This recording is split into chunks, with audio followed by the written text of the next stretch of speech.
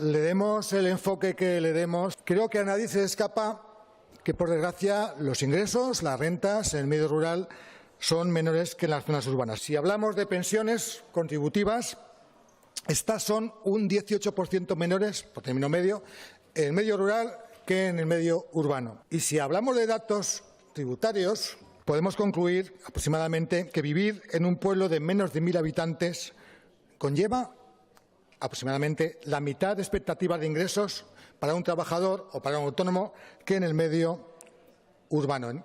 Lo que planteamos la PNL es muy sencillo, que la Administración autonómica preste especial atención a esta realidad, que desarrolle o comience a desarrollar un plan de apoyo al multiemprendimiento en el medio rural, donde obviamente tienen que participar diferentes departamentos, con medidas que incentiven la actividad o las actividades, con medidas que supongan ventajas fiscales y con una reducción de trámites administrativos, sobre todo por la evidente duplicidad. Lo que planteamos es un cambio en el foco al que se dirige la política pública en materia del medio rural y que, en lugar de dirigirse a las actividades, se dirija a la persona en la que concurren diferentes actividades, siendo esta circunstancia que puede permitir que esta persona, que tiene que ser el objetivo, permanezca en las mejores condiciones posibles en el medio rural. Muchas gracias.